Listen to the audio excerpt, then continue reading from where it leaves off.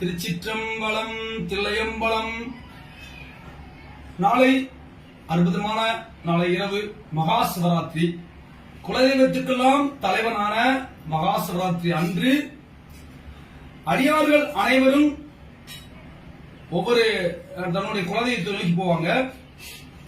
அந்த வகையில் கன்னியாகுமரி மாவட்டத்தில் 12 ஆலயங்களை சிவாலய ஓட்டம் சொல்லி போவாங்க. அதே மாதிரி மதுரையும் போகலாம். அடியார்களுக்கு அந்த ஒரு சிந்தனையை ஊட்டுவதற்காக மதுரை அன்பர்களுக்காக மதுரையில் பெரும்பாலும் ஒரு சில கோயில்கள் தான் தெரியும். ஆனா நிறைய கோயில்கள் இருக்கு. மதுரையில் நகர்லையும் சொல்லி சுத்து வட்டாரத்தில் நிறைய கோயில் இருக்கு. அதை அடியார்களுக்கு சொல்லணும்னு சொல்லி விரும்பினேன். அந்த வகையில் ஆலவாயர் அருப்பணி மன்றம் சார்பாக பல நேரங்களில் பல ஆலயங்களுக்கு போயிட்டு வர்றோம். பழமையான தொன்மையான ஆலயங்களை நோக்கி போயிட்டு வர்றோம்.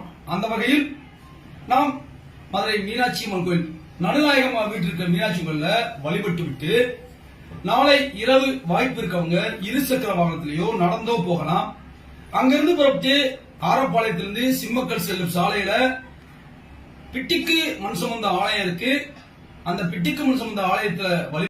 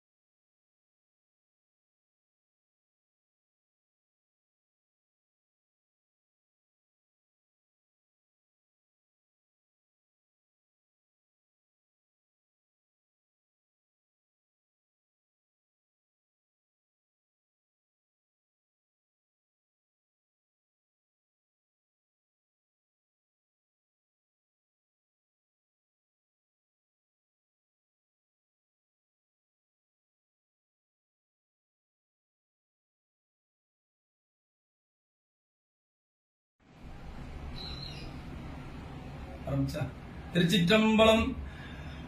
மதுரை புறநகர் பகுதியில் உள்ள அற்புதமான திருத்தலங்கள்ல திருவாரூர் என்ற ஒரு சிறப்பு வாய்ந்த தலம். அந்த திருவாரூர்ல சனிக்கிழமை தோறும் சனீஸ்வர பகவானே இந்த வாதங்கள் போக்குவதற்காக அங்க போய் வழிபட்டீங்கன்னா அந்த வாதங்கள் தீர்க்குவதற்காக அங்க எண்ணெய் தான் தருவாங்க. அதை தேய்ச்சோம்னா இந்த வாதங்கள்லாம் போயின்னு சொல்லுவாங்க.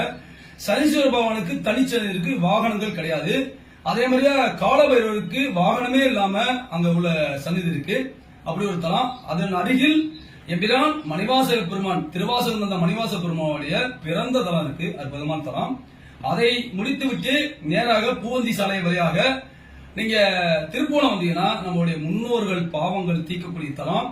அது மட்டுமல்லாது 64 திருவிழால பொன்னடையாள் என்ற ஒரு பெரிய ஒரு பெரும்புராட்டி அவ இறைவன் மேல அந்த உருவத்தை உருவாக்கிட்டு அவ கண்ணத்துல சுவாமியோட கணத்துல கிள்ளப்பட்ட இன்னும் அந்த நிலக்கண்ணு இருக்கக்கூடிய அந்த தலம்.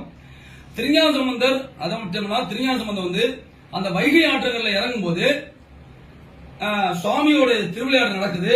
அங்க வைகை ஆறு முழுக்க முழுக்க சிவலிங்கமா மாறுது. உடனே வைகை அக்கறை எழுந்திக்கிற வரமலையும் ரொம்ப வருத்தப்படுறாரு. அதன் பிறகு இறைவனுடைய திருவருள் கிடைத்து அது பூரா பூவாக மாறி திருப்புவனம்ங்கிறது தஞ்சாவூர் பகுதியில் திருப்புவனம். அப்படிப்பட்ட ஒரு சிறப்பு தலம்.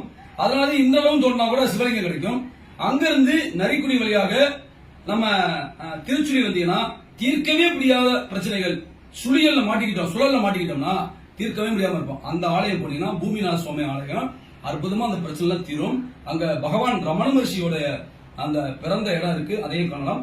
அதை விட்டு அப்படி நீங்க முழுக்க முழுக்க திருமங்கலம் வந்தீங்கன்னா திருமண தடையில் நீக்கக்கூடிய தலம். அங்க அம்பாளுக்கு சுவாமிக்கு மதுரை திருக்கல் நடந்த மாங்கல்யம் கொடுத்த இடம் திருமங்கலம். அங்கிருந்து புறப்பட்டு செக்கல்நூரி வழியாக மேலக்கல் வழியா வந்தீங்கன்னா யார்ட்டையாவது ஒரு பந்தயம் கட்டிருக்கீங்க, அந்த பிரச்சனை தீரணும் அப்படின்னு சொன்னா அங்க திரு ஏலகனார் அனல்வாதம் புனல்வாதம் நடைபெற்ற அற்புதமான தலம். அந்த தளத்துல பாத்தீங்கன்னா இன்னும் சிறப்பா இருக்கும். அங்க அதுக்கு அருகிலே அதாவது அருளாளர் சட்டநாச்சித்தருடைய அந்த ஜோதி ரூமா காட்சிக்கூடிய இடம் இருக்கு, கோயில் இருக்கு. அதையுமே பாத்துக்கலாம். அப்படியே நீங்க மதுரை வந்துடலாம். மற்றும் நேரத்தை சந்திப்போம். சிவாய நம. திருச்சிற்றம்பலம். திருச்சிற்றம்பலம். மீண்டும் மதுரை சிட்டிக்குள் நகருக்குள்ள வர்றோம். இதுல என்ன சிறப்புன்னா மீனாட்சி சுக்கனாவுடைய ஆலயத்துல வழிபட்டு விட்டு நீங்க வரும் வழியில் ஒவ்வொரு தகவலையும் தெரிவிப்பதற்காக மீண்டும் ஒரு பதிவு. பிட்டுக்கு மண் சுமந்த ஆலயம் இது எங்கே இருக்கிறது என்றால் மதுரையிலிருந்து ஆரப்பாளையம் பேருந்து நிலையத்திலிருந்து சிம்மக்கல் சாலையில் இருக்கிறது. புட்டுத்தோப்பு பிரதானமான வீதியில இது மண் பிரச்சனை சொத்து நீக்கக்கூடிய தலம், அற்புதமான தலம்.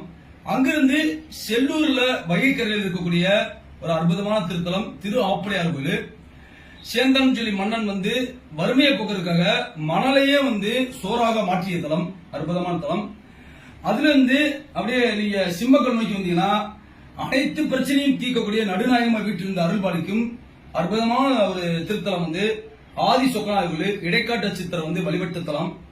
அதன் பிறகு நேராக நீங்க காமராஜ சாலை வழியாக முத்தீஸ்வரர் கோயில், அதாவது தெப்பக்குளம் மாரியம்மன் கோயில் பக்கத்துல இருக்கு. அங்க போனீங்கன்னா நம்ம முன்னோர்கள் நினைவை போற்றும் வகையில் அங்க வழிபட்டாலே நம்ம முன்னோர்கள் ஆத்மா சாந்தியடையும் என்று நம்பப்படக்கூடிய ஒரு அற்புதமான தலம். அந்த தலத்தை வழிபடலாம். அங்கிருந்து நேராக மீண்டும் காமராஜ் சாலை வழியாக பெரியார் பேருந்து செல்லும் சாலையில் தெற்குமாசி வீதி என்ற பகுதியில் பழைய ஸ்ரீ சினிமா திட்ட எதிர்மறையில் அதுபோக காபாஜோலி கடை பக்கத்துல மந்திரமாதி நீர் வானவர்த நீர் சுந்தரமாதி நீர் சுதிக்கப்படும் நீர் சொன்ன திருஞான சம்பந்தர் ஆளுடை பிள்ளையார் திருஞான சம்பந்தர் பாடின நோயை தீர்க்கக்கூடிய, அதாவது மன்னனுடைய வெப்பு நோயை தீர்க்கக்கூடிய தலம், கூன்பாண்டியனுடைய வெப்பு நோய்க்கு தீர்க்கக்கூடிய தலம், அற்புதமான தலம் தென் திரு ஆலவாய சுவாமி கோயில், அற்புதமான தலம். அதை முடித்துவிட்டு நேராக நீங்க தெற்குமாசியிலிருந்து மேலமாசி வீதிக்கு வழியா வந்தீங்கன்னா இன்மையில் நன்மையார் கோயில் சிவகங்கை சமஸ்தான தேவஸ்தானத்தை சார்ந்த அற்புதமான தலம். இந்த தலத்துல பாத்தீங்கன்னா இறைவனே அவரை வழிபட்ட தலம், இறைவனை தன்னைத்தானே வழிபட்ட தலம், அற்புதமான தலம். அந்த தலத்தில் பார்த்தீங்கன்னா மனநோய் சம்பந்தப்பட்ட விஷயங்கள் தீரும். மற்றொரு நேரத்தை சந்திப்போம். சிவாய நமக. இந்த தகவல்கள் அனைத்துமே சொல்லப்பட்டது சாமி கும்பிட சமுதாயம் உருவாக்கணும். அனைவரும் ஆண்டுக்கு ஒரு முறையாவது குலதெய்வத்தை பார்க்க முடியாதவங்க, சிவனே குலதெய்வமாக நினைத்து வழிபடுறவங்க இந்த மாதிரி ஆலயங்கள் சென்று வாருங்க. அருகில் உள்ள சிவாலயத்தை போற்றுங்கள். குலதெய்வத்தை பொறுத்தளவு நம்ம எல்லோருக்கும் சிவபெருமான். அந்த குலதெய்வத்தை வழிபட்டவர்கள் சிறப்பான வழிபட்டவங்க நமக்கு குலதெய்வமா கிடைச்சாங்க. வேற ஒண்ணும் இல்ல, சிவனை நன்றாக வழிபட்டவங்க மட்டும்தான் நமக்கு குலதெய்வமா கிடைச்சாங்கிறது ஒரு கூற்று. அந்த வகையில் குலதெய்வ வழிபாடுங்கிறது வெகு தூரமா இருக்கு அப்படின்னு சொன்னா ஆண்டுக்கு ஒரு முறை போங்க. அருகில் இருக்குன்னா ஒரு 6 மாசத்துக்கு ஒரு வேலையா போங்க.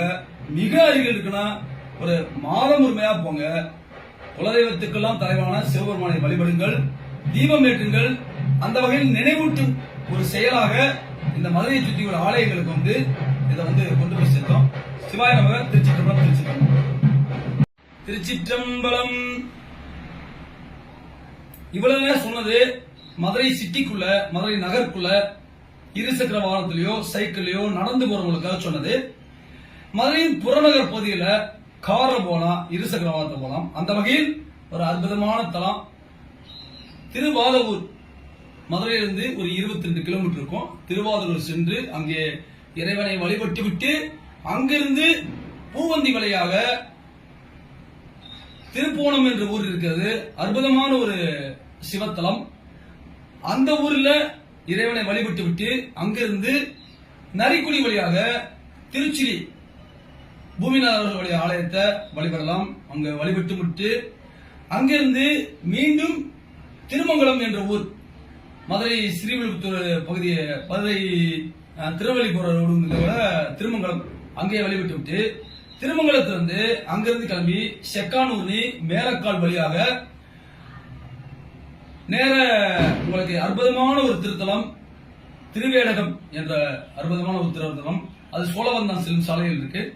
அந்த திருவேடகத்தில் திரு ஏழகநாதரை வழிபட்டு விட்டு மீண்டும் மதுரை நோக்கி திரும்பலாம். மற்றும் தகவல்கள் தொடரும். சிவாய நம. சிவாய நம. திருச்சிற்றம்பலம்.